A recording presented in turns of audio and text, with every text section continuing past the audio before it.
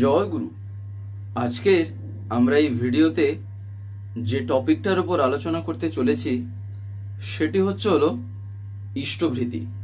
অর্থাৎ এই ইষ্টভৃতি নিয়ে দেখবেন বহু রকম কথা আমাদের তো জানার আছেই আছে। তার ভিতর থেকে আমরা কিছু কিছু কথা জানি, আর কিছু কিছু এমন হয়তো আলোচনার মাধ্যমে শুনতে পাবো যা হয়তো জানি না। তো বিভিন্ন রকমেরই আজকে কিছু কথা থাকবে, কিন্তু তাছাড়া রিলেটেড টু ইষ্টভৃতি। এবং তৎসহিত আমরা আর এমনই একটা কথা জানতে চলেছি, দেখবেন কথাটা আমরা অনেকেই জানতে চাই। তা হলো ইষ্টভৃতি কটার সময় করা দরকার বা কখন করা দরকার, এটা আমরা অনেকেই জানতে চাই।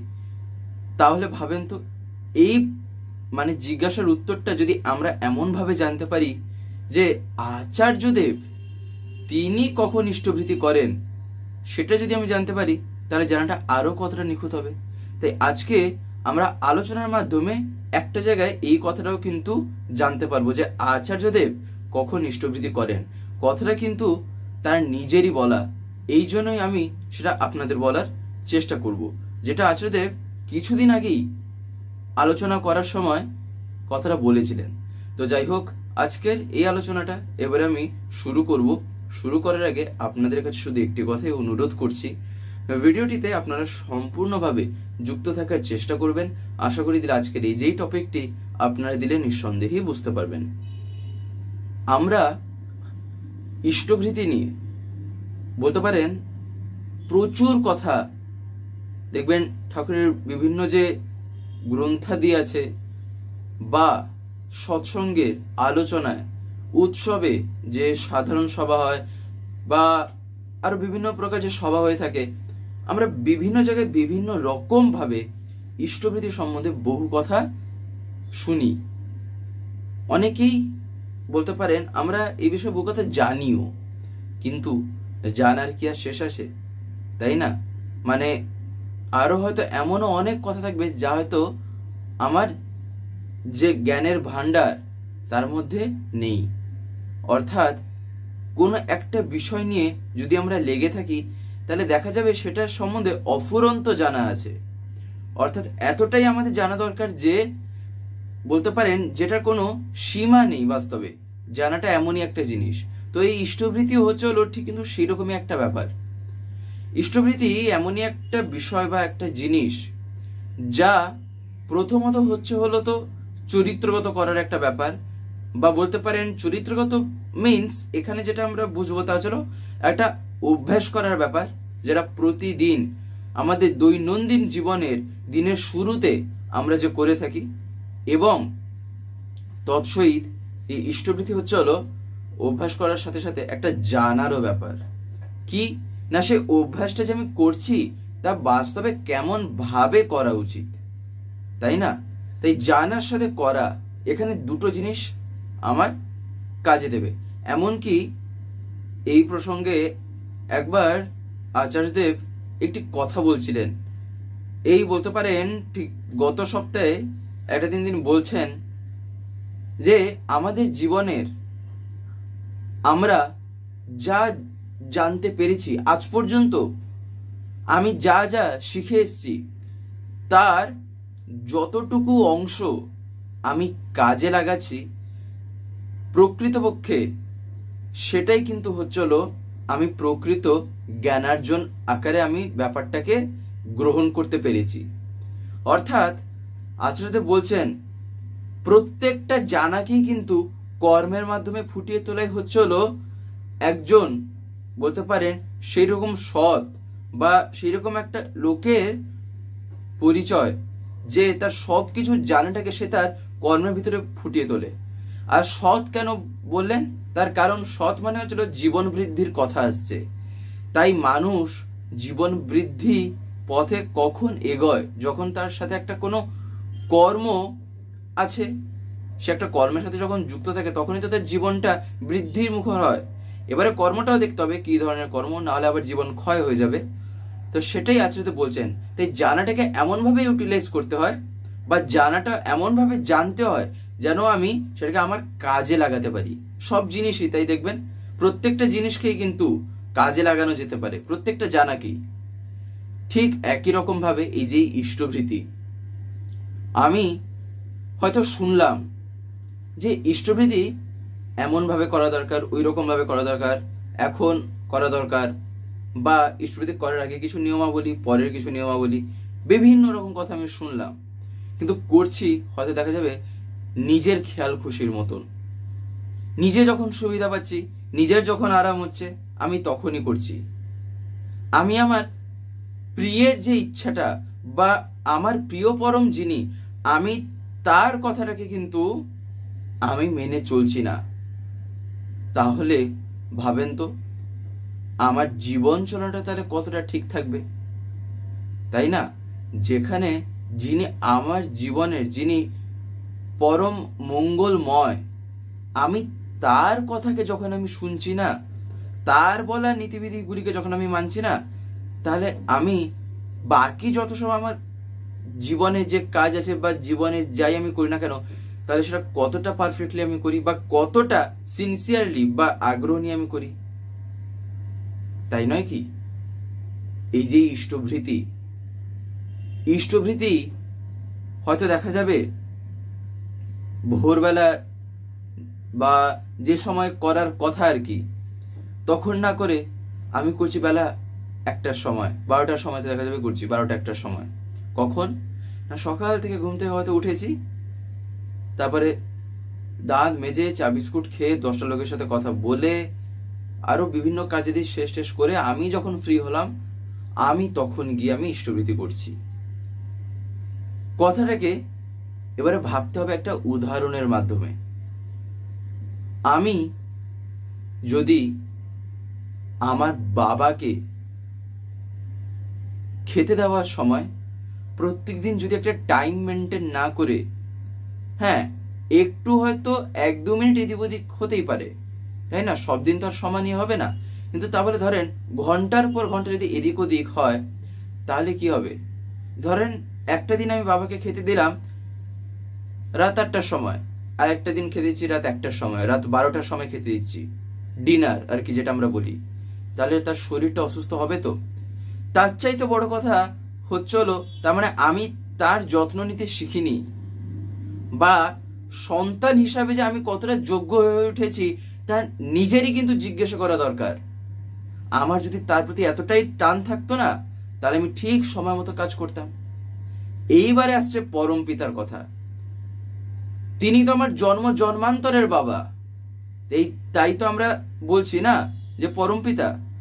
তো সেই কারণে যখন পরম পিতার কথা আসছে, তাহলে ভাবেন তো সিনসিয়ারিটিটা যে কোন স্তরে থাকা উচিত, বা আমার চিন্তা ভাবনার জগৎটা, আমার মনোজগৎটা যে কোন স্তরে থাকা উচিত।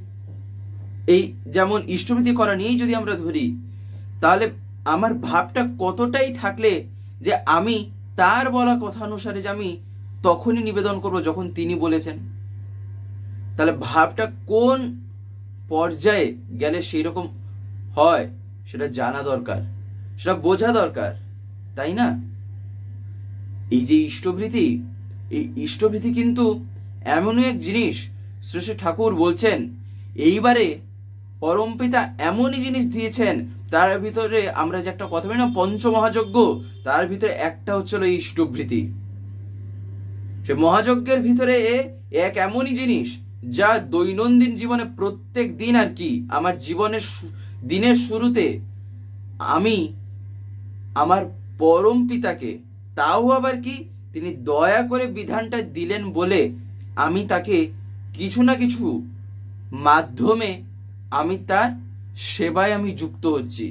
তাহলে এর চাইতে আর জীবনে সবচাইতে বড় পাওনার কি, তাই না? এ তো এক মানে এমনই জিনিস যা প্রত্যেকেই আগেকার দিনে এটা এমনই একটা দেখা যেত যে দেখবেন গুরু শিষ্যের যে একটা সম্পর্ক থাকতো আগেকার দিনে, বা বলতে পারেন যে পাঠশালা, তখন তো এইরকম এডুকেশন আমাদের ছিল না। তখন মানে যারা পড়াশোনা করতেন ছাত্ররা, তারা মানে গুরুগৃহে যেতেন, তারপরে আর বিভিন্ন এরকম সব হতো, আমরা সব স্টোরি এগুলো শুনেছি। তো তখন তারা কি করতেন না, প্রত্যেক দিন তারা মানে পড়াশোনায় যুক্ত হওয়ার আগে বা তাদের দৈনন্দিন জীবনে কোনো কার্যাদি করার আগে তারা প্রত্যেকদিন তাদের গুরুর জন্য কিছু না কিছু নিয়ে আসতেন। কেউ হয়তো দুটো ফল নিয়ে এলেন, কেউ হয়তো গুরুর জন্য একটু গিয়ে জল নিয়ে এলেন, সকালবেলা হয়তো জলের প্রয়োজন তিনি নিয়ে এলেন। কিছু না কিছুর মাধ্যমে তিনি তার গুরুর সেবা করতেন। সেটাই শ্রী শ্রী ঠাকুর এবারে এমন ভাবেই সেটাকে রাখলেন যে যাতে আমরা প্রত্যেকেই ব্যাপারটাকে যেন আমরা করতে পারি, তাই না? যেন আমরা সেটা প্রত্যেকেই করতে পারি। তাহলে দেখেন এই ইষ্টভৃতি কি জিনিস। আর এই ইষ্টভৃতি কথার ভিতরেই তো আছে মঙ্গলের ভৃতি, তাই না? ইষ্টভৃতির কথার ভিতরেই তো আছে হচ্ছে মঙ্গলের ভৃতি। অর্থাৎ ভৃতি বলতে কি? ভৃতি বলতে ভরণ, অর্থাৎ ভরণ পোষণ। কার? না মঙ্গলের। এবার সেটা আবার কার? না আমারই। আমার মঙ্গলের ভরণ পোষণের জন্য তো আমাকে তো করতেই হবে। আমি যখন আমার বাবার সেবা করি তখন মঙ্গলের পাত্র হয়ে ওঠে কে? আমি তো হয়ে উঠি। আমরা এই যে আলোচনাগুলো শুনছি বা দেখছি, একটা জিনিস লক্ষ্য রাখা দরকার, আমরা কি প্রত্যেকদিন এই ভিডিওগুলো পাই এই স্বস্তিতীর্থ থেকে বা চ্যানেল থেকে? দেখবেন আপনারা হয়তো অনেকে এমন আছেন যারা ইউটিউব খোলার পরে এরকম স্ক্রল করেন, দিলে আপনারা দেখতে পান। কিন্তু আপনাদের যদি ডেলি তার কথা শুনতে হয়, প্রত্যেকদিন যদি শুনতে হয় পরমপিতার কথা বা বিভিন্ন ঘটনা বা দর্শনের উপর আলোচনা, তাহলে আপনাকে তো চ্যানেলটাকে সাবস্ক্রাইব করে রাখতে হবে, যেটা অনেকে আমি দেখতে পাই হয়তো করতে জানেন না। বিশেষ করে যারা একটু বয়স্ক আছেন বা যারা মানে এতটা এক্সপার্ট নন মোবাইলের ক্ষেত্রে, তাদের কাছে আমি বলছি, আপনারা যদি না পারেন তাহলে বাড়িতে যারা ছোটরা আছে তারা এইসবে একদম পুরো মাহির, এক্সপার্ট, হাতের খেলা তাদের কাছে, তাদেরকে বলবেন, তারা করে দেবে। বলবেন সাবস্ক্রাইব করে পাশের যে একটা বেল আইকন আসবে ওটা প্রেস করে অল করে রাখতে। দিলে কি হবে, আমি যে ভিডিওগুলো আপলোড করব, আপলোড করা মাত্রই আপনাদের মোবাইলে নোটিফিকেশন চলে যাবে। নেট যদি অন থাকে তাহলে নোটিফিকেশন চলে যাবে যে ভিডিও আপলোড হয়ে গেছে। তখন আপনারা সেখানেই ডাইরেক্ট প্রেস করে ইউটিউবে ঢুকে দেখতে পারবেন। তখন আপনাদের ইউটিউব খুলে আর খুঁজতে হবে না, তাই না? তাই আপনারা যাতে প্রতিদিন শুনতে পান, তাই আপনারা এটা অতি অবশ্যই করে রাখবেন। আর একটা যেটা কথা, সেটা কি না, সেটা হচ্ছে এই ইষ্টভৃতি এমনই একটা জিনিস যেটা কিনা বলতে পারেন আমাদের জীবনে এমন ভাবেই এটার একটা এফেক্ট পড়ে যে, দেখবেন ঠাকুরের একটা বাণী আছে যে জীবন যদি যাই রে তোর ইষ্টভৃতি ছাড়িস না। মানেটা কি? মানে হচ্ছে ইষ্টভৃতির গুরুত্ব এতটাই যে তার জীবনের পারে ওপারে থেকেও কিন্তু সম্ভব হয়ে ওঠে। তাহলে শুধু কল্পনা করে যে ইষ্টভৃতির প্রয়োজনীয়তা বাস্তবে জীবনে কোথায়। ইষ্টভৃতি শ্রী ঠাকুর কেন দিলেন? আর আমরা ভাবছি কি না, কেন আমি ঠাকুরকে টাকা পয়সা দেবো, কেন আমি এ করবো, এ নিয়ে যে কত কথা আছে তা বলে বলে শেষ করা যায় না। ইষ্টভৃতি নিয়ে এত কথা। জীবনে যদি সবচাইতে বেশি আসক্তিকর কিছু থাকে, মানে যেটাই মানুষ মানে অ্যাডিক্টেড বা আসক্ত হয়ে যাচ্ছে, একবার শ্রী ঠাকুরের কাছে এই কথাটা জিজ্ঞাসা নিবেদন করা হয়, তখন ঠাকুর বলেন তা হচ্ছে কাঞ্চন। অর্থাৎ সত্যানুসরণে দেখবেন একটা জায়গায় শ্রী ঠাকুর যে লিখেছেন তা কি, তা হচ্ছে যে কামিনী কাঞ্চন নিয়ে যে শ্রী শ্রী রামকৃষ্ণ পরমহংসদেবের যে কথাটা, সেই কথাটা যে শ্রী ঠাকুর বলেছেন তা কি না, কামিনী কাঞ্চন থেকে তফাৎ খুব তফাৎ থাকো। ঠাকুরের কাছে একদিন জিজ্ঞাসা নিবেদন করা হয় যে ঠাকুর, এই দুটো জিনিসের মধ্যে যদি কম্পেয়ার করা যায় তাহলে সবচাইতে বেশি ক্ষতিটা কে করে, মানে সবচাইতে বেশি আমার জীবনে নেগেটিভিটি বা ইয়েতে আমায় কে নিয়ে যেতে পারে? তখন ঠাকুর কি বলেছিলেন জানেন? ঠাকুর বলেছিলেন কাঞ্চন। অর্থাৎ শ্রী ঠাকুর সেদিন বলছেন যে এই কাঞ্চন অর্থাৎ এই টাকা পয়সা এমনই একটা জিনিস, তা কিন্তু যদি কোনো মানুষের ভিতরে সেই জিনিসটা এমনভাবে যদি অ্যাডিক্টেড হয়ে যায়, বা যদি সেই জিনিসের প্রতি সে এমনভাবে যদি আসক্ত হয়ে যায়, তাহলে সেই মানুষের যে মনুষ্যত্ববোধ যেটা থাকা উচিত, বা তার যে নর্মালি যে একটা মানবিকতা যেটা থাকে, সেটাও সে তখন হারিয়ে ফেলে। কামিনী কাঞ্চনের ভিতরে কাঞ্চন ছিল এতটাই ক্ষতিকর, ঠাকুর বলছেন টাকা পয়সা থেকে তাই কেমন ভাবে যে দূরে থাকতে হয়, কিন্তু খুবই ভাববার বিষয়। টাকা পয়সার জীবনে প্রয়োজন আছে, তাও কিন্তু জানা দরকার কিভাবে তা ব্যবহার করা দরকার, বা কিভাবে উচিত তা ব্যবহার করা। আমরা ভাবি টাকা আয় করা কঠিন, শ্রী ঠাকুর একদিন বলছেন টাকা আয় করা সহজ, ব্যয় করা কঠিন। এরও একটা আবার যুক্তি আছে যে কেন ঠাকুর বলেছিলেন। আমরা জানি না তো কোথায় কিভাবে খরচ করতে হবে, সেটাও শিখতে হয়, তাই না? তাই টাকা পয়সা ঠাকুর বলছেন এমনই একটা অ্যাডিক্টেড জিনিস, যা মানুষ দিয়ে একবার ছাড়ানো খুবই মুশকিল হয়ে পড়ে সেক্ষেত্রে। মানে এতটাই, তাহলে ভাবেন কতটা ক্ষতিকর। আর আমি আমার ঠাকুরকে প্রত্যেক দিন যে ইষ্টভৃতি নিবেদন করছি, তা কিসের মাধ্যমে? সেই টাকা পয়সার মাধ্যমে। তাহলে শুধু ভাবেন, আমি এমনই একটা জিনিসের মাধ্যমে আমি আমার পরম পিতাকে অর্ঘ্য নিবেদন করছি, যেটা সবচেয়ে বেশি ক্ষতি করতে পারে আমার। তাহলে ভাবেন তো তিনি সে কেমন ভাবে তার মাধ্যমে সেগুলো তিনি টানছেন, কেমন ভাবে তিনি সেগুলো আমার থেকে অ্যাবজর্ব করছেন, সেই ক্ষতিকারক জিনিসগুলোকে কেমন ভাবে অ্যাবজর্ব করছেন, না সেই মানবিকতার বোধটা যাতে নিচু স্তরে না চলে যায়, তাই না? এইরকম ভাবেও কিন্তু জিনিসটাকে ভাবা যেতে পারে। তাই লজিক বিভিন্ন প্রকার ভাবে দেওয়া যেতে পারে, কিন্তু লজিকটাকে বুঝে বাস্তবে যেখানে স্ট্যান্ড হওয়ার কথা, সে জায়গায় কিন্তু দাঁড়াতে হয়। নাহলে হাজারখানা লজিকও কিন্তু আমার জীবনে জেনে কোনো কাজে দেবে না, যদি না আমি সেই জায়গায় ফাইনাল যেখানে দাঁড়ানোর কথা আমি যদি না গিয়ে দাঁড়াতে পারি, তাই না? তাই ইষ্টভৃতি খুবই সিনসিয়ারলি করা দরকার, আগ্রহ সহকারে করা দরকার। হ্যাঁ, এইবারে আসছে মানুষকে কিভাবে আমরা বঞ্চিত করে তুলি। কেন বা কথাটা কেন এলো? অনেকে এই যে একটু আগে বললাম 12টা একটা সময় দেখা যাবে হয়তো ইষ্টভৃতি কেউ করছে, তখন আমি গিয়ে হয়তো তাকে বললাম, দাদা আপনি 12টা একটার সময় ইষ্টভৃতি করছেন, এইরকম করে চাইতে তো না করাই ভালো। ঠাকুর বলেছেন সেই কখন করতেন, আর আপনি করছেন এখন। এই বলার মাধ্যমে কি হলো, লোকটা হয়তো দেখা যাবে করবেই হয়তো আর না। অর্থাৎ সে যা করলো না, বা যদি না করে, তাহলে তার জন্য দায়ীটা কে হলো? আমি হলাম। তার কারণ যাজনটাই হলোই তো না ঠিক, আমি আগেই তো গিয়ে তাকে ডিমোটিভেটেড করে দিলাম। কি বা কি বলে? না, আপনার এরকম করাটা ঠিক হচ্ছে না। যদি তার জায়গায় বলতাম, দাদা আপনি ইষ্টভৃতি করছেন, খুব ভালো কথা, আপনি আরো চেষ্টা করেন, এত তাকে ভালোবাসেন যেন আপনি আরো তাড়াতাড়ি এটা করতে পারেন, এইরকম করে তো আগ্রহটা বাড়ানো তো যেতে পারতো, বা এরকম ভাবে তো বলে বাড়ানো যেতে পারে আগ্রহটা কারোর ভিতরে। কিন্তু সব সময় যদি অ্যাগ্রেসিভ মাইন্ড থাকে, তাহলে কি হবে? কিছু কিছু ক্ষেত্রে আবার অ্যাগ্রেসিভনেসের প্রয়োজন আছে, পুজোবাদ আচার্য বলছেন, কিন্তু দেখতে হবে সেটা আমি কোথায় কিভাবে কাজে লাগাবো।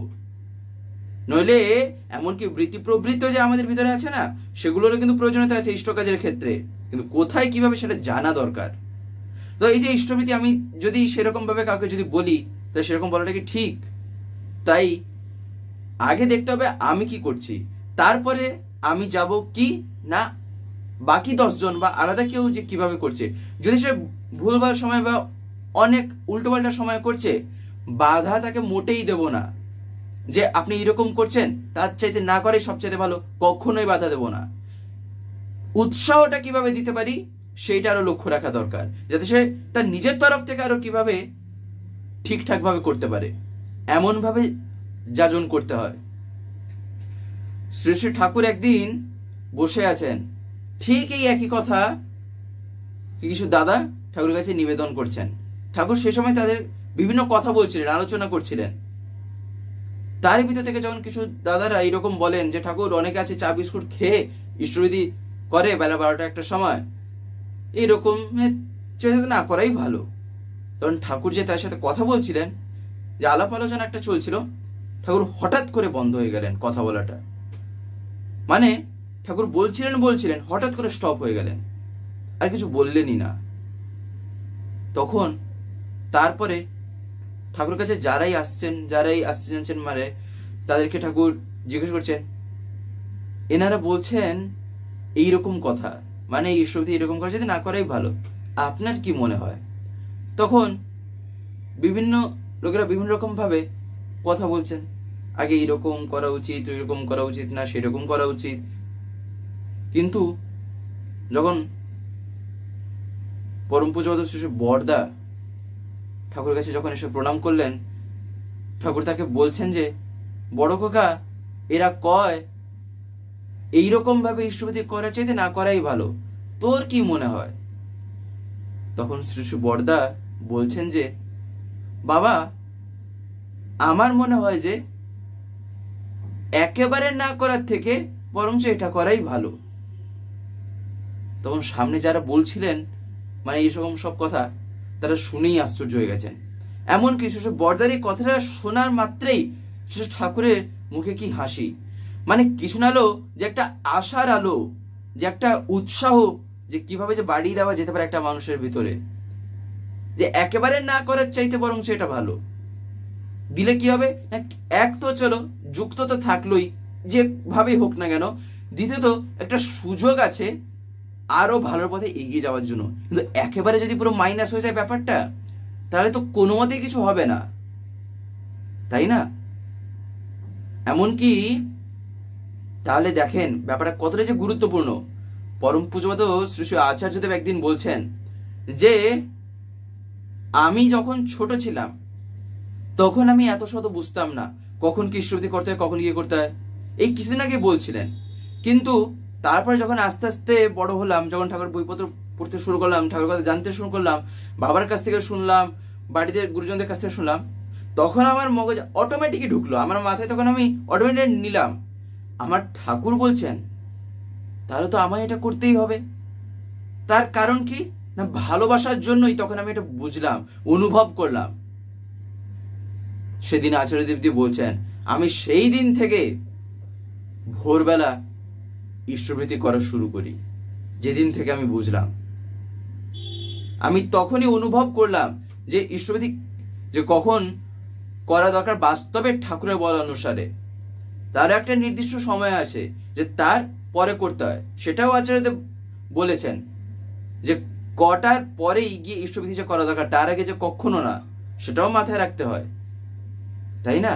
তাহলে দেখেন এত সব কথা আছে, এগুলো তো জানতে হবে।